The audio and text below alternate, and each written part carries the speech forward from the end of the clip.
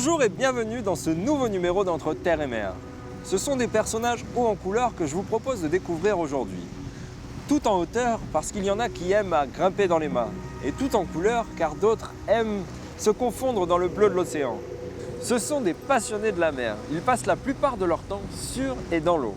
Ces personnes ont décidé de faire de l'océan leur terrain de jeu. C'est pourquoi nous sommes immiscés un instant dans leur intimité pour comprendre, pour découvrir leur engouement à travailler, à vivre avec la mer. Entre Terre et Mer, les passionnés de la mer, c'est tout de suite sur NCTV.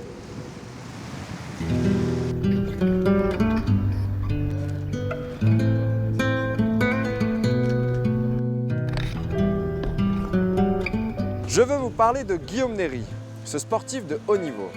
L'apnée est pour lui un mode de vie, une exploration des profondeurs, de l'inconnu, des limites humaines.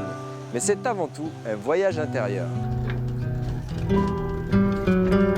De passage sur le territoire, il nous a ouvert ses portes pour nous parler de sa discipline, de sa spécialité, mais surtout des sensations que l'apnée lui procure. On regarde tout ça ?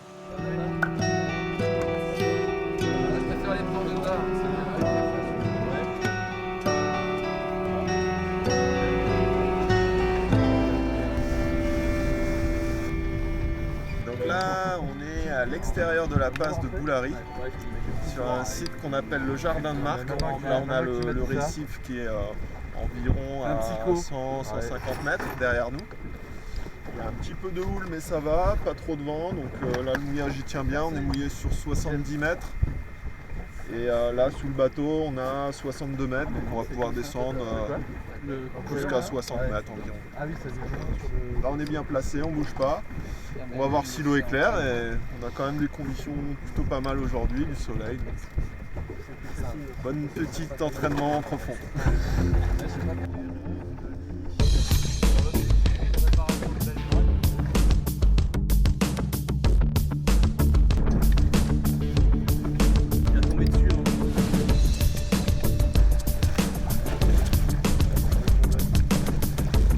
Je pratique l'apnée en profondeur. Donc, je suis un spécialiste de l'apnée en poids constant, c'est-à-dire aller en mer et descendre le plus profond possible, sans assistance, à la seule force musculaire, et remonter toujours sans assistance.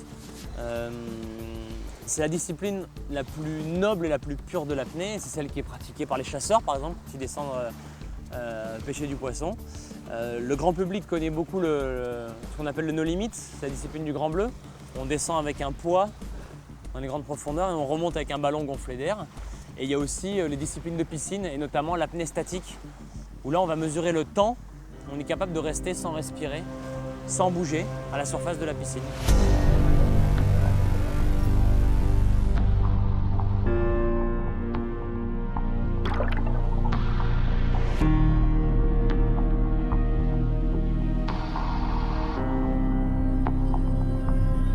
J'ai été plusieurs fois recordman du monde de plonger en apnée en profondeur et 2 fois champion du monde. Et ma plongée la plus profonde au jour d'aujourd'hui, c'est 125 mètres. Donc descente et remontée à la seule force musculaire en une seule inspiration. Avec 125 mètres, j'ai réalisé la 2e meilleure performance mondiale de l'histoire de l'apnée au jour d'aujourd'hui. Le record du monde est à 128 mètres. Donc, l'idée, c'est cette année en 2015 d'essayer d'aller chercher le record du monde, le titre de champion du monde.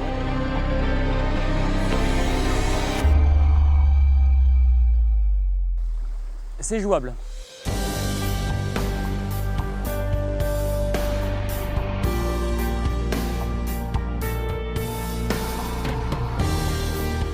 La plongée en apnée et surtout l'apnée en profondeur, c'est une exploration de l'inconnu parce qu'on va à un endroit où quasiment personne n'est jamais allé. Il y a encore quelques années de ça, les médecins, les scientifiques pensaient qu'il y avait une limite. Dans les années 50, on disait qu'on ne pouvait pas descendre au-delà de 50 mètres. Dans les années 70, on disait que c'était 100 mètres la limite. Et au jour d'aujourd'hui, on descend bien plus profond. Et donc, on a réussi en plongeant dans les profondeurs à aller explorer l'inconnu et explorer les limites humaines et toujours repousser ces limites humaines.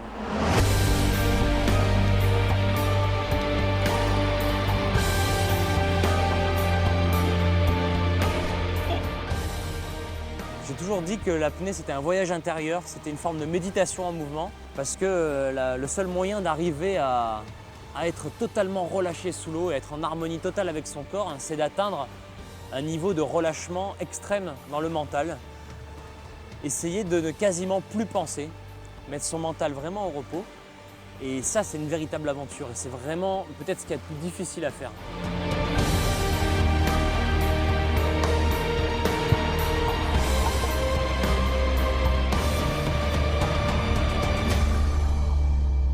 J'ai découvert l'apnée complètement par hasard en faisant un concours d'apnée avec un copain. Un jour, on s'est dit, allez, on prend la montre et puis on voit celui qui tient le plus longtemps sans respirer. Et mon pote a fait mieux que moi à l'époque. Et donc j'ai été blessé dans mon orgueil et j'ai décidé chez moi de m'entraîner dans mon lit pour que la fois d'après, je puisse faire mieux que lui. Et en fait, j'ai découvert que j'étais capable à chaque fois de rester de plus en plus longtemps. J'ai pris mon masque et mes palmes et j'ai voulu voir si je pouvais utiliser cette capacité à rester longtemps sans respirer pour aller explorer les fonds marins, pour aller plus profond. Et là, j'ai eu un coup de foudre. Et j'ai assez rapidement compris que ça allait être quelque chose d'important dans ma vie. Et hasard du destin, l'apnée s'est développée dans le monde à partir de Nice. C'est là qu'est née la première école d'apnée en France et dans le monde. Et c'est à partir de là que tout est parti. Et donc j'étais vraiment dans le fief de cette discipline-là.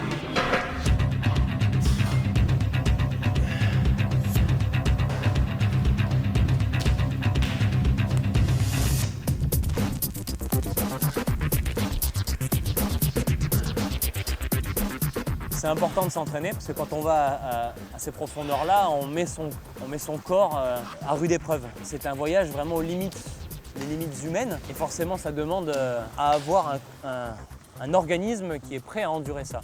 Donc musculairement, c'est un effort qui est vraiment très important, qui est très violent. Donc ça demande une grosse préparation physique. Si on a des bonnes capacités cardiovasculaires, on a un organisme qui est économe en énergie. Et c'est ce qu'on va chercher en apnée, c'est avoir un organisme qui est capable de fournir un effort important en utilisant très peu d'énergie. Il y a un travail technique aussi qui est très important parce que si on a une bonne technique, on est aussi économe. Faire le moins de mouvements possible et que chaque mouvement soit le plus efficace possible, c'est ce qui va permettre d'aller plus loin. Donc une bonne technique de nage, ça veut dire de travailler toute l'année en piscine le mouvement d'ondulation. Essayer de se rapprocher le plus possible des mammifères marins par exemple, qui, les dauphins, les baleines par exemple, ondulent sous l'eau. Nous on utilise une monopalme et il faut essayer d'avoir la technique la plus irréprochable possible. Et donc ça, c'est un travail qui est très important et c'est pour ça que l'entraînement est capital.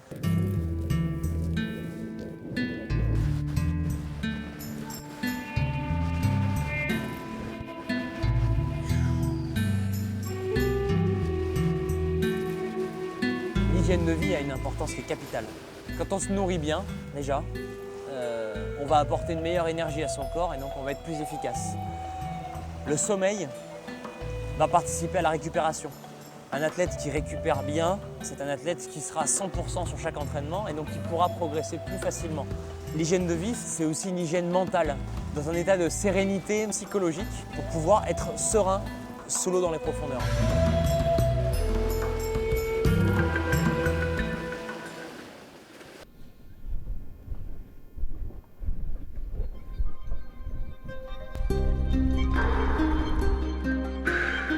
Quand je descends dans les profondeurs, on a une sensation qui est assez magique de liberté totale.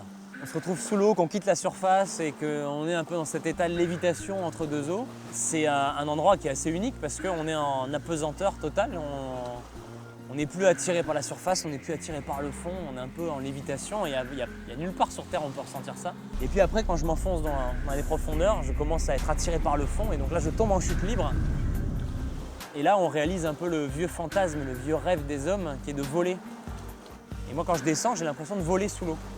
Et c'est une sensation qui est fabuleuse parce qu'on ne fait plus aucun effort et puis on se laisse entraîner, on se laisse tomber comme ça dans les profondeurs. Dans un endroit qui est de plus en plus hostile, il fait froid, on est de plus en plus seul, il y a quasiment plus de lumière, la pression est énorme. Et pourtant, on est bien et on n'a aucune envie de respirer. Le principal truc à gérer pendant la descente, c'est la pression qui écrase l'organisme et surtout les poumons. Donc je pars à la surface, je prends quasiment 10 litres d'air Mais dès que je plonge dans les profondeurs, la pression va écraser ce volume d'air. Et ça demande beaucoup de temps et d'adaptation pour accepter cette pression qui va comprimer les poumons. Et ça demande beaucoup de lâcher prise. Il faut se laisser totalement aller. Et ça demande un énorme travail de souplesse. C'est pour ça que je fais pas mal de yoga aussi. Exercice de travail sur le diaphragme, où je vais vraiment travailler sur les volumes pulmonaires pour devenir extrêmement souple. La partie la plus difficile de toute la plongée, c'est la remontée. Il faut déployer une énergie qui est énorme. Parce que comme je suis attiré par le fond, si je palme pas, je recoule. Donc du coup, il y a un effort physique qui est très difficile. C'est là où musculairement, je vais commencer à souffrir. Je vais avoir mal aux jambes parce que j'ai fourni un effort qui est énorme. Et puis en même temps, j'ai l'ivresse des profondeurs. L'ivresse des profondeurs pendant laquelle j'ai quelques hallucinations et je perds un peu le contrôle de mon mental. Et tout ça va arriver en même temps. Et donc du coup, c'est physiquement et mentalement le moment le plus dur de la plongée.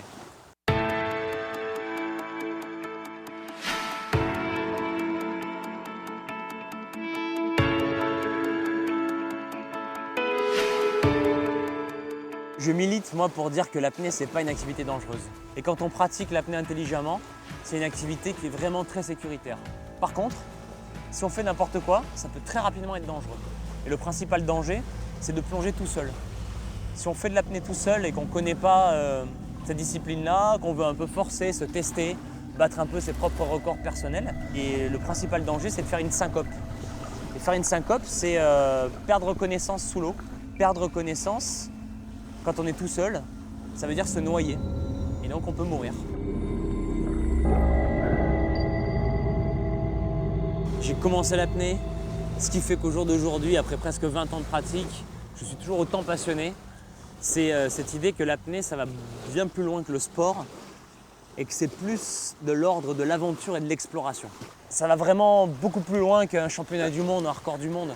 C'est une activité qui me permet d'être en harmonie avec moi-même, qui me permet d'avoir une formidable hygiène de vie, qui me permet d'être une très belle école de vie, qui me permet de voyager, qui me permet d'approcher la nature sauvage. C'est un véritable art de vie dans ma vie de tous les jours. Moi, je serai toujours très reconnaissant envers les personnes qui m'ont appris et qui m'ont permis d'être ce que je suis, donc Claude Chappuis et Loïc Leferme. Et c'est grâce à eux et leur apprentissage et leur transmission que j'en suis là où j'en suis aujourd'hui. Et c'est vrai qu'aujourd'hui, j'ai envie, moi, à mon tour, de rendre tout ça. Le vecteur qui m'intéresse le plus au jour d'aujourd'hui pour transmettre cette passion-là, c'est l'image.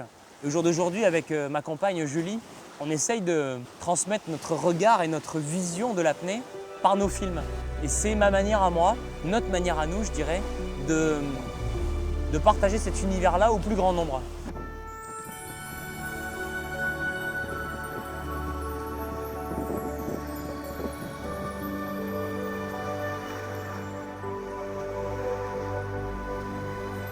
C'est la troisième fois que je viens sur le territoire et à chaque fois ce sont des expériences qui sont magiques où j'ai pu découvrir un peu plus en profondeur l'ensemble du territoire, où j'ai eu la chance de découvrir toutes les îles Loyauté et j'ai pu plonger dans des endroits un peu plus vierges et reculés.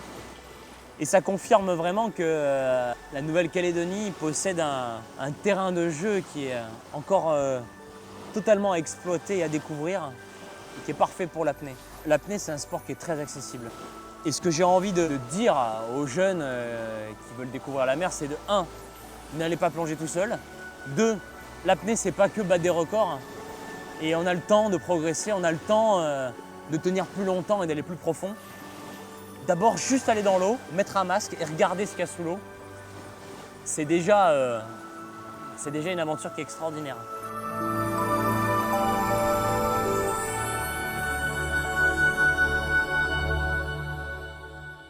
Cette fois-ci, direction Port-Moselle, où Delphine et Franck nous ont invités à bord de leur bateau, la Loupiote.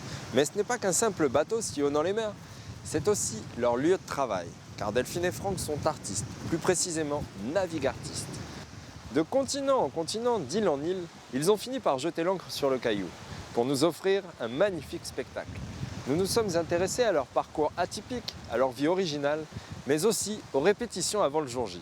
Ce voilier spectacle voyage au gré des vents et à chaque escale, il offre et partage sa passion pour la mer, mais aussi pour les arts vivants. Croyez-moi, ça vaut le coup d'œil.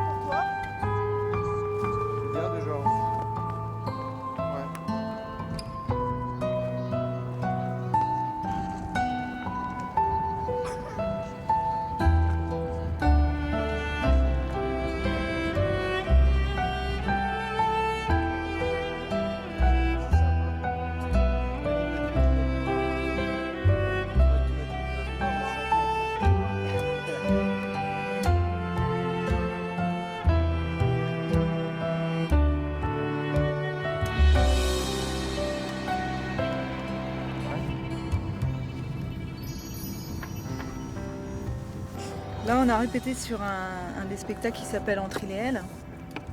Là, on a revu un petit peu des petits passages qui, à force de jouer, parfois il y a des décalages, il y a des petites choses, on est plus synchronisé, donc on les revoit. Et il y a aussi une histoire, chacun se fait un petit peu une histoire dans sa tête, puis ça prend des petits décalages. On n'est pas tout à fait ensemble, ou une main qui n'est pas à la bonne position.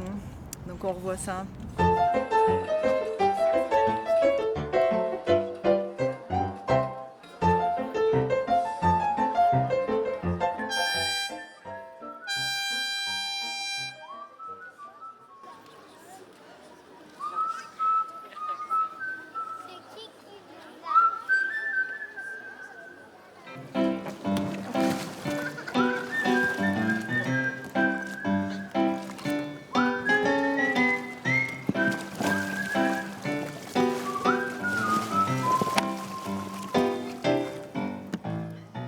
Le métier qu'on exerce, on pourrait le décliner en deux professions. C'est à la fois des marins et à la fois des artistes. Alors on l'a concentré en un mot, et c'est quelqu'un d'autre qui l'a trouvé, pas nous, et on nous appelle les navigartistes. Et on a eu l'envie d'amener l'art sur la mer, d'aller sur la mer, donc on a mélangé nos passions, les passions du bateau, les passions de la mer, et notre métier qui était un métier de passion aussi, artiste du spectacle vivant, acrobate, et comédien. Et donc on a décidé de créer nos spectacles sur un voilier pour les rendre itinérants, autonomes, capables de se produire partout où on peut accueillir du public sur un quai ou sur un dock, sur une plage, en bord de mer, en bord de lac. À partir du moment où le bateau est capable d'y aller, on est capable de jouer nos spectacles.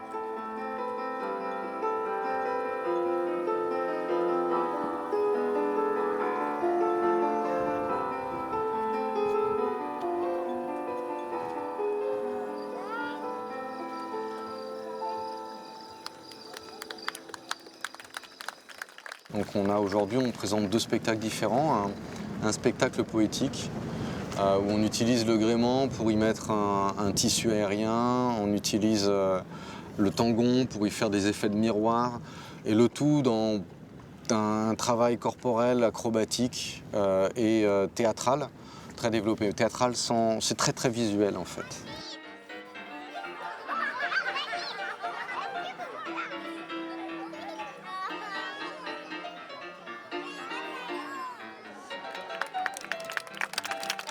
Votre spectacle, il rejoint la mer. C'est une moquerie des navigateurs, c'est une moquerie envers nous-mêmes quand on fait des manœuvres ratées. C'est aussi les relations entre un homme et une femme sur un bateau, un couple, avec l'un qui sait et puis l'autre qui sait un petit peu moins ou qui fait beaucoup de gaffe.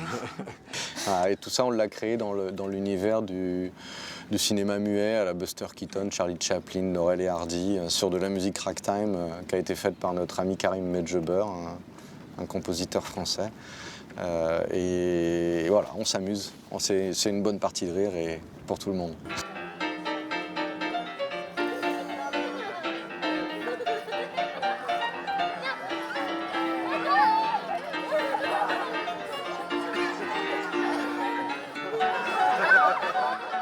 Avant d'être navigue-artiste, on était artiste et pas navigateur. On aimait la mer, on était proche de la mer. On était en Bretagne d'ailleurs. Et on travaillait dans des compagnies de spectacles terrestres. Avant d'être sur la mer, moi j'étais plus principalement dans les théâtres. Mais ensemble, on travaillait l'acrobatie, les portées acrobatiques. Et on mélangeait déjà acrobatie et poésie ou acrobatie texte. Voilà, avant d'embarquer sur le bateau, ça faisait déjà 4 ans qu'on avait notre propre compagnie, qu'on tournait nos spectacles, en parallèle de travailler dans d'autres compagnies. Donc, Delphine comédienne, moi j'étais plus sur de la mise en scène, j'étais aussi comédien, je touchais un peu à tout. Et puis nous, avec notre compagnie, on avait un pied un peu dans la rue aussi. Et on était du cœur très proche des gens du cirque.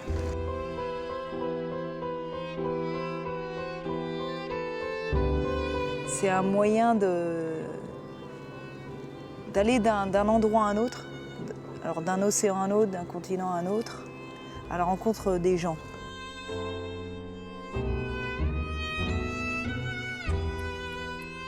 Alors effectivement, vivre sur un bateau, c'est une chose qui n'est pas simple parce que déjà on part pour la plupart d'une vie terrestre avec tout le confort matériel d'une maison.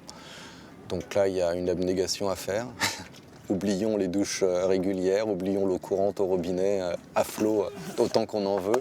Même par rapport à la création dans un spectacle, on ne pouvait pas emporter beaucoup de matériel. Donc c'est parfois un petit peu frustrant, mais ça ouvre aussi sur la créativité. On est obligé de faire avec les éléments qu'on peut emporter, avec les éléments autour de nous. Au départ, on a été un peu pris pour des originaux. Et puis au Québec, on a eu l'occasion d'aller travailler là-bas pour une autre compagnie. Et moi, j'ai envoyé 2-3 emails, 2-3 bouteilles à la mer, on pourrait dire, parce qu'on était sur l'eau. 2-3 bouteilles à la mer à des diffuseurs québécois. Et là, tout de suite, ça a été « Ah ouais, votre idée est super, on veut voir ». Et comme ça, du coup, on a dû traverser l'Atlantique pour aller organiser une première tournée sur le Saint-Laurent. C'est ce qui a lancé le voyage. C'est ce qui a lancé le voyage.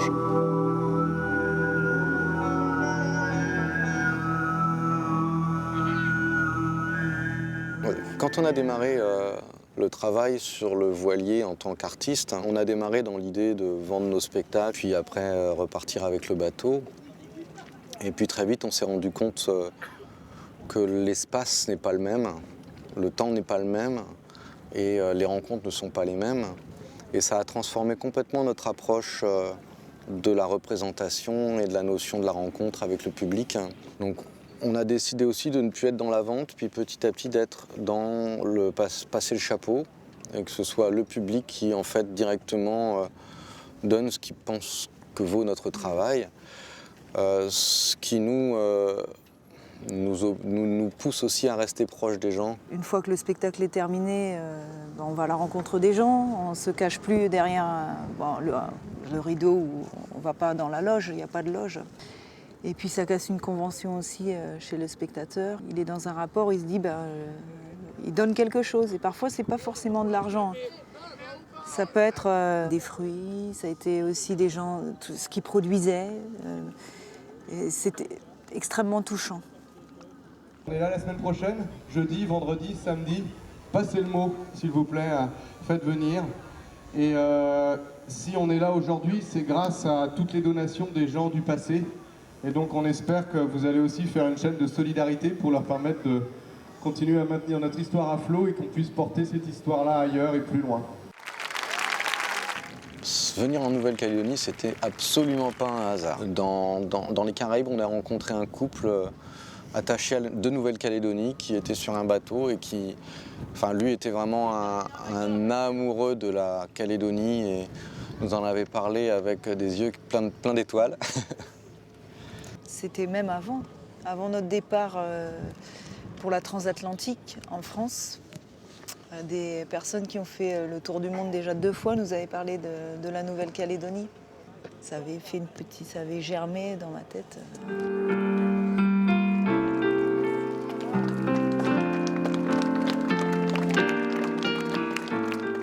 Souvent, les gens nous demandent c'est quoi le déclic. C'est un chemin.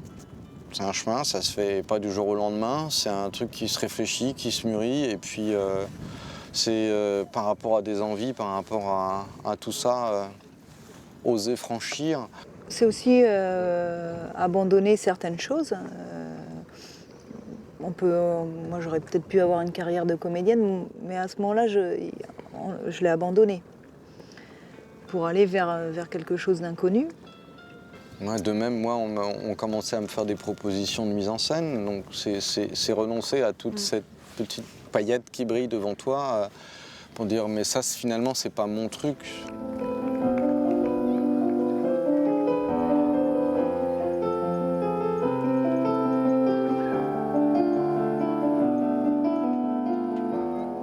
C'est une vie qui nous ramène à l'essentiel.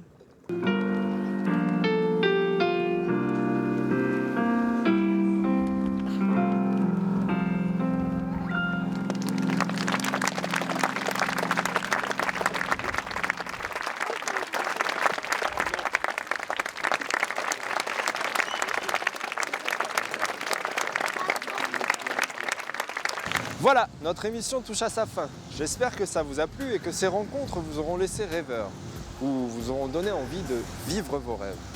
Apparemment, il suffit d'y croire. En tout cas, pour ma part, je serai encore là dans 15 jour, même heure, pour un nouveau numéro d'Entre Terre et Mer. Merci de votre fidélité et à bientôt!